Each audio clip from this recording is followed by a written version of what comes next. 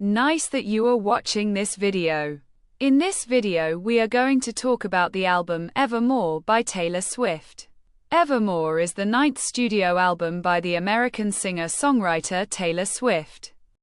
It was a surprise album released on December 11, 2020, via Republic Records, less than 5 months after her previous studio album Folklore. Evermore was a spontaneous product of Swift's extended collaboration with her Folklore collaborator Aaron Dessner, mainly recorded at his Long Pond studio in the Hudson Valley. Swift described Evermore as an offshoot of the Folklorian Woods, an escapist, cottagecore-inspired direction she first ideated. She regards them as sister albums. Evermore blends alternative rock, indie folk and chamber pop styles, carried by fingerpicked guitars, somber pianos, lavish strings, and sparse percussion. Impressionist storytelling and mythopoeia dominate its lyrical technique. The subject matter has been described as an anthology of tales about love, marriage, infidelity, and grief, exploring the complexities of human emotion. American bands Bon Iver, Haim, and The National appear as guest performers on the album.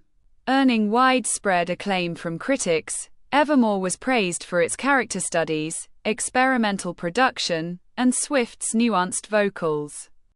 Reviews regarded the album a sequel or a counterpart to Folklore, and various publications listed it in their 2020 year-end rankings. Evermore was nominated for Album of the Year at the 64th Annual Grammy Awards, a second consecutive nomination for Swift in the category after winning it with Folklore the previous year. Dessner and Long Pond have achieved mainstream notability since Evermore's release. The album reached number 1 in Argentina, Australia, Belgium, Canada, Croatia, Greece, New Zealand, Portugal, the United Kingdom, and the United States. Republic Records reported over 1 million copies of Evermore sold in its first week globally. It was Swift's 8th consecutive Billboard 200 #1 debut, spending 4 weeks atop the chart, and achieved various chart feats in Australia, the UK and the US, in the latter. The tracks, Willow, Nobody, No Crime, and Coney Island, impacted pop, country, and alternative radio stations, respectively. Willow became Swift's 7th Billboard Hot 100 #1 song and her second in 2020 after Cardigan, making her the first ever act to simultaneously debut atop both Billboard 200 and Hot 100 charts 2 times. Evermore was 2021's best-selling alternative music album and Americana album in the US and the UK, respectively. Produced by herself, first-time collaborator Aaron Dessner, longtime collaborator Jack Antonoff, and then boyfriend Joe Alwyn, the album was a critical and commercial success, becoming the best-selling album of 2020 and winning Album of the Year at the 63rd Annual Grammy Awards. On November 25, 2020, a concert documentary titled Folklore: The Long Pond Studio Sessions, shot at Dessner's Long Pond studio in Hudson Valley, was released to Disney+. It detailed the making of Folklore with performances of its songs. After releasing Folklore, Swift continued to work remotely with Dessner, who would send her instrumental tracks, to which she would write the lyrics. She stated the rave reception of Folklore further encouraged her to experiment further with its musical style. Soon after, Swift's sessions with Dessner resulted in a project that was a natural extension of Folklore, which eventually assumed its individual identity as Evermore. Dessner dubbed Evermore a weird avalanche, effecting from Folklore. In comparison to its predecessor, the development of Evermore was a more experimental process, during which the duo did not subject themselves to any limitations. In an Apple Music interview to Zane Lowe, Swift stated Evermore gave her a feeling of quiet conclusion and sort of this weird serenity after putting out Folklore, and correlated it with the themes of those albums, saying one of Folklore's main tropes was conflict resolution, trying to figure out how to get through something with someone, whereas Evermore deals with endings of all sorts, sizes and shapes, and the pain and various phases of those closures. On December 10, 2020, 3 days prior to her 31st birthday, Swift posted 9 photos on Instagram, which together formed an image depicting the singer's back, with her hair in a braid and facing a forest. In another post across her social media, she announced her 9th studio album, titled Evermore, releasing at midnight. She revealed the track list and a music video for its opening track, Willow, which would premiere on YouTube alongside the album release. Swift wrote, "You've all been so caring, supportive and thoughtful on my birthdays, and so this time I thought I would give you something. I also know this holiday season will be a lonely one for most of us, and if there are any of you out there who turn to music to cope with missing loved ones the way I do, this is for you." Prior to the Willow music video premiere, Swift said she likens Evermore to fall and winter, in contrast to its predecessors spring and summer. Like its predecessor, Evermore is also a product of remote collaboration and virtual communication, and was recorded in total secrecy. Desna produced or co-produced all of the tracks except Gold Rush, which Swift and Antonoff produced. All of the tracks, except Cowboy Like Me, were recorded at Long Pond Studio, where Folklore, the Long Pond studio sessions, was shot. After the release of Folklore, Swift wrote 2 songs, Closure and Dorothea, for Big Red Machine, which is a supergroup by Desna and Justin Vernon, the frontman of American indie folk band Bon Iver. The songs ended up on Evermore instead. To celebrate Folklore, Desna casually composed an instrumental track, Westerly, named after the location of Swift's Rhode Island home. An hour later, Swift wrote Willow to the track and sent it back to him. She wrote the title track, Evermore, with Alwyn, alias William Bowery, and sent it to Vernon, who added a bridge. Desna realized they were creating a counterpart to Folklore only after the duo wrote more than 7 songs. He composed Tolerate It on a piano 8-time signature and sent it to Swift. Conjuring a scene in her mind upon hearing the track, she sent it back with finished lyrics. Desna stated he cried when first heard its lyrics. Swift traveled to Long Pond Studio to film Folklore. The Long Pond studio sessions. Once filming was complete, Swift stayed at Long Pond overnight to record with Desna and Antonoff. The next morning, she approached Desna in his kitchen with "'Tis the Damn Season," which she wrote during the night. Desna cited the song as one of his favorite works ever, and that it could have just remained as an instrumental, but instead, Swift's incredible storytelling ability and musical ability took it and made something much great. No Body, No Crime was inspired by Swift's obsession with true crime podcasts, documentaries. She wrote the song on a rubber bridge guitar and mailed Desna a voice memo, after which he started producing it. Swift had specific ideas on how she wanted the song, including a guest feature from American pop-rock band Haim, who recorded their vocals at Ariel Rechtshade's Los Angeles home and forwarded it to Swift. The song's harmonica and guitar riffs were played by Josh Kaufman, who also played the harmonica on Betty from Folklore.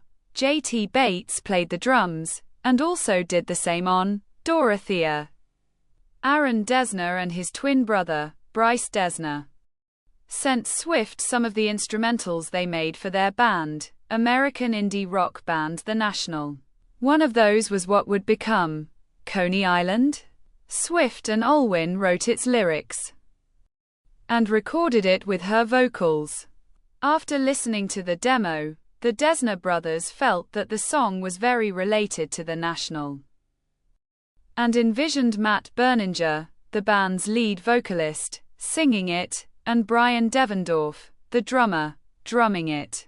Aaron Dessner informed Berninger, who was excited about the idea. The band assembled. Devendorf played the drums, while his brother Scott Devendorf played the bass and pocket piano. Bryce Dessner helped produce the song. Marjorie was an instrumental precursor to Peace, the 15th track on Folklore. The latter's drone is present in the former's bridge. The backing rhythm of Marjorie was composed with an A Lover's hi-hat generator, a software developed by producer Ryan Olson, which had been used in many Big Red Machine songs. The instrument takes any sound and splits them into samples, and regenerates them in randomized musical patterns. Dessner went through the patterns, picked his favorite parts, looped them, developed them into an instrumental, and sent it to Swift, who wrote Marjorie to it, a song about her maternal grandmother and opera singer, Marjorie Finlay. She also sent a folder of Finlay's opera records to Dessner, who sampled some of it on the song. Right Where You Left Me and Happiness were written days before Evermore was finished. Dessner had been working on the composition of Happiness since 2019, thinking it would be a Big Red Machine song. Swift, however, admired its instrumentals and ended up finishing its lyrics, which was also the case with Right Where You Left Me. The last few weeks of recording Evermore overlapped with the recording of Fearless, Taylor's version, Swift's first re-recorded album. She recorded Happiness and You Belong With Me, Taylor's version, on the same day. Vernon was more involved in Evermore than Folklore. He played the drums on Cowboy Like Me and Closure, guitar and banjo on Ivy, and contributed backing vocals in Marjorie. For Closure, he processed Swift's vocals through his Messina vocal modifier, which distorted her soft timbre into a robotic growl. Cowboy Like Me was recorded at Scarlet Pimpernel Studios, located in the UK, owned by Marcus Mumford, the lead singer of English folk rock band Mumford & Sons. Mumford provided backing vocals on the song. In Ivy, Dessner added sleigh bells to invoke winter-oriented emotions, coinciding with the song's wintry imagery. He intentionally added a wintry nostalgia to most of the music in Evermore, leaning towards the idea Swift told him. Dessner said mixing the album's 17 songs was a Herculean task, and that the sound engineer John Lowe thought it would not be finished on time. The standard edition of Evermore is 1 hour long, consisting of 15 tracks, while the deluxe adds 2 bonus songs. Haim, The National and Bon Iver provide guest vocals on No Body, No Crime, Coney Island, and Evermore, respectively. Critics have dubbed Evermore a sequel and a companion record to Folklore. Evermore is an indie folk pop, alternative rock, and chamber rock record with country influences. It has its predecessors' minimal and lo-fi styles, but looser and more experimental in nature. The album is characterized by its acoustic core and wintry mood, consisting of sparse arrangements, slow-burning melodies, burbling, finger-picked acoustic guitars, swaying electric guitars, soft, smooth, and somber pianos, warm and woozy synthesizers, mandolin, twangy banjos, throbbing drum machines, lush strings, electronic thrums, subtle layers of mellotrons, flute, French horn, and cellos. Swift's mellifluous vocals are backed by gauzy harmonies and misty atmospherics. Rolling Stone wrote that Evermore deepens Swift's goth folk vision. Hits described the album's sonic palette as watery and hypnotic.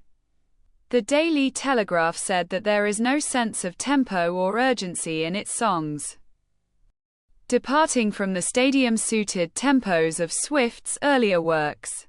Esquire noted Evermore's focus on sonic details and nuances rather than big hooks, according to critic Tom Hull, while Swift remains attentive to production details.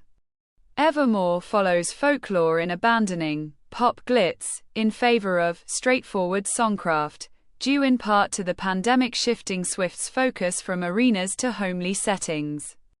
Stereogum described it as a soft, meditative, consciously quiet album of restorative old-school singer-songwriter music.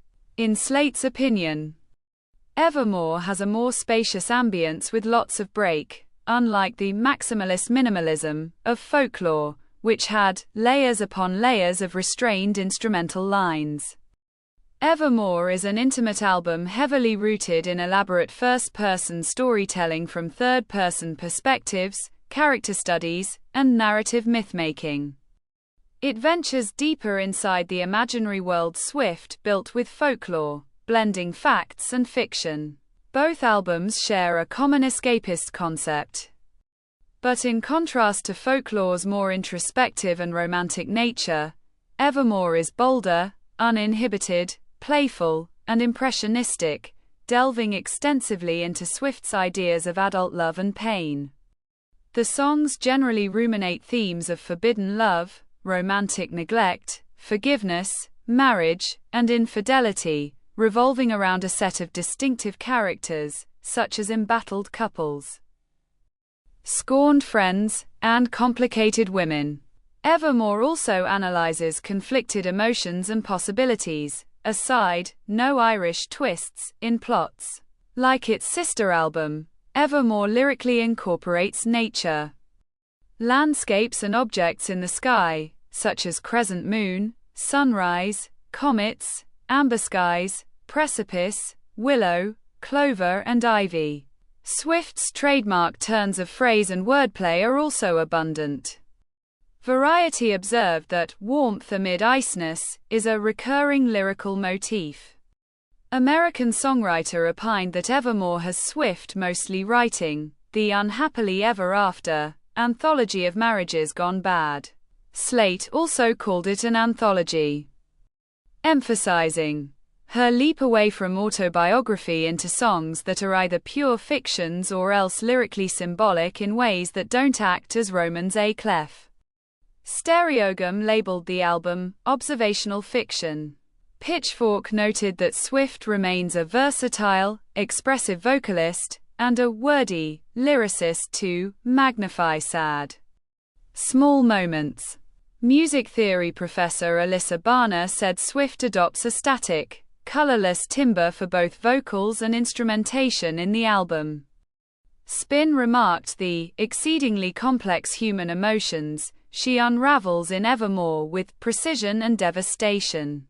Evermore opens with Willow, a chamber folk love song propelled by picked guitars, glockenspiel, orchestrations, programmed drums, and a breathless chorus. Champagne Problems is a mournful ballad with spacious, oom-pa piano chords entwining with a guitar arpeggio and choir vocals. It depicts a struggling girlfriend whose mental issues disrupt her romantic relationship, leading her to turn down her lover's proposal. Gold Rush is a nimble chamber pop song with drums, horns, violins, swiveling shifts in tempo, and a dreamy chorus. Its frenzy verses are couplets delivered in a pulsating rhythm over persistent beats, with a red herring in its intro and outro made of layered vocals, expressing jealousy and insecurity towards an attractive subject. Gold Rush limns the narrator's infatuation for the subject using a daydream, and depicts her distaste at her own incapacitation in the face of beauty, comparing it to Gold Rush's. The fourth track, "'Tis the Damn Season," is a Christmas song. It sees a female narrator arrive for her holidays at hometown Tupelo, where she encounters her former lover and ends up in bed with him despite knowing the rekindled flame will not lead anywhere. It is built around an electric guitar riff, and the narrator is revealed to be a character named Dorothea. Later in the album, Tolerate It recounts a young woman in an age gap relationship and depicts her internal agony and resentment towards her aloof, unappreciative partner. It is a slow-building ballad guided by a muffled piano and tense synth beats. Its plot was inspired by Rebecca, the 1939 novel by English author Daphne du Maurier. No Body, No Crime opens with police sirens. It is a twangy, cinematic, country, pop rock, and country rock song, featuring Haim's harmonies.